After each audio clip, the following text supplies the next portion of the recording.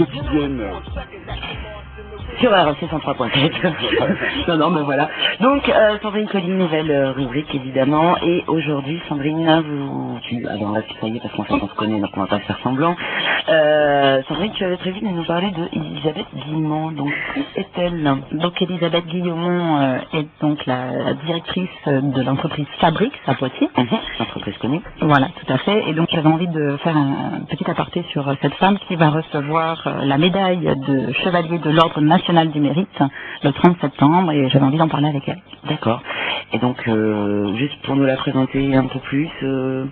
Donc, Elisabeth est une femme de 49 ans, maman de 2 enfants, une montagnarde, en fait, qui est née en Savoie, et qui a repris l'entreprise de son mari suite au décès de celui-ci en 2002.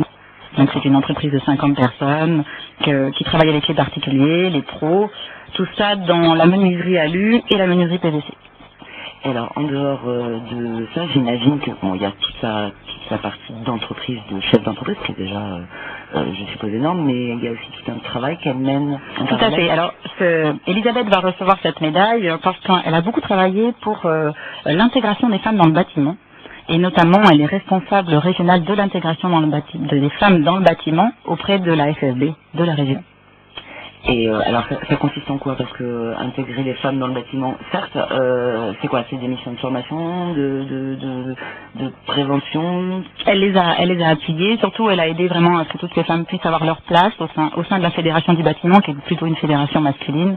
Mais elle fait aussi beaucoup d'autres choses. Elle est vice-présidente de l'association Diapason. Elle est au bureau de l'APSA, qui est le patronage des sourds et des aveugles. Elle est aussi juge consulaire. Elle fait aussi partie du bureau exécutif du MEDEF. Donc c'est vraiment une femme très très impliquée dans la vie économique et sociale de notre région.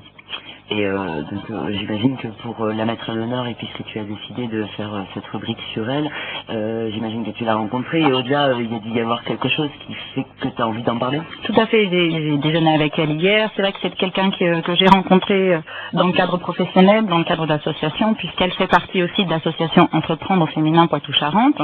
Et c'est vraiment une femme d'exception. C'est quelqu'un qui dégage beaucoup de sérénité, qui est très croyante et qui permet vraiment de voir la vie différemment par rapport à tous les événements qu'elle a vécu elle-même. D'accord. Entreprendre région Poitou-Charentes. Oui, alors on en parlera après, parce qu'en fait il y a beaucoup d'actualités sur Entreprendre au féminin Poitou-Charentes. On va plutôt voir avec Elisabeth qui est avec nous en ligne. Et donc, bien en fait, ce que j'aimerais avoir, c'est bonjour Elisabeth. Bonjour. Je suis ravie de vous avoir au téléphone. Eh bien, je voulais avoir votre ressenti par rapport au 30 septembre, à cette remise de médaille que vous méritez largement et vraiment, je tiens à le souligner. Comment vous ressentez cette remise de médaille?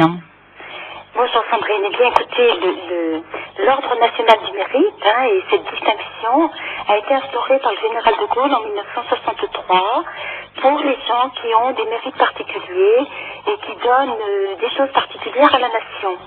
Donc vous imaginez bien que j'en suis particulièrement honorée, très contente et surtout très émue. Je comprends et enfin, encore une fois, je le répète, je pense que vous méritez parce que vous avez fait beaucoup pour les femmes, qui est le sujet de notre rubrique, et surtout pour leur intégration dans des milieux plutôt masculins. Voilà, c'est ça, c'est-à-dire... Oui, pardon. Allez-y, je vous écoute. Non, en fait, il est tendance, il est dans l'air du temps de vouloir intégrer plus de femmes dans les métiers dits traditionnellement féminins, parce qu'on se dit, et notamment dans certains métiers qui souffrent de pénurie de main-d'œuvre qualifiée, on se dit pourquoi se priver de 50% de la population active et qui travaille. Donc si vous voulez, ce sont des actions qui ont été instaurées et instiguées par la Fédération du bâtiment dans les années 2003, puisqu'on avait fait vœu d'intégrer 30 000 femmes sur les chantiers dans la décennie qui allait venir. Et nous avons obtenu ce chiffre. Donc en fait, nous travaillons beaucoup avec l'éducation nationale, les conseillers d'orientation, les cellules de reclassement, et nous travaillons aussi beaucoup avec nos chefs d'entreprise pour qu'ils puissent les accueillir et voir tous les bénéfices qu'elles peuvent apporter dans les entreprises et sur les chantiers. Voilà. Et notamment dans les chantiers, dans les métiers de la finition, puisque les femmes ont un regard d'un trait féminin finalement, sur les maisons et sur les ouvrages qu'elles réalisent. Et donc elles apportent beaucoup, et donc nous en sommes très très contents.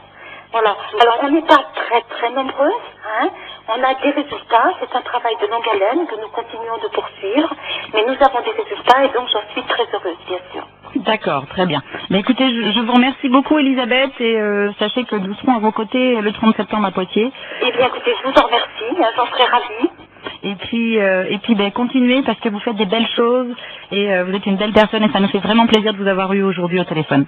Merci, Sandrine. À bientôt. À très bientôt, Elisabeth. Au revoir. À bientôt. À bientôt. Je vais continuer avec les actualités en fait d'Entreprendre au féminin Poitou-Charentes puisque Peut-être juste repréciser ce qu'est Entreprendre au féminin Poitou-Charentes. Tout à fait. Alors Entreprendre au féminin Poitou-Charentes est une association que nous avons créée il y a un an tout juste avec Coralie Baudelet qui en est la présidente et Florence Potrel qui s'occupe de l'antenne de Poitiers. Aujourd'hui, nous sommes plus de 150 adhérentes sur les 4 départements, donc la Vienne, les Deux-Sèvres, la Charente-Maritime et la Charente. Donc chef d'entreprise. Toutes les femmes ayant des responsabilités professionnelles, donc chef d'entreprise, bénévoles, femmes du monde politique aussi. On a toutes les femmes qui sont impliquées et qui ont envie de créer un réseau de femmes. Donc nous, au niveau d'Entreprendre au féminin, on les aide par des conférences, notamment la conférence de demain, puisque nous avons une conférence à Poitiers sur la communication non violente. Donc, savoir communiquer à l'oral et se faire comprendre sans violence verbale, avec une intervenante qui est sophrologue. Donc, cette conférence est ouverte à toutes. Donc, les femmes qui ne connaissent pas Entreprendre au féminin, vous êtes les bienvenues.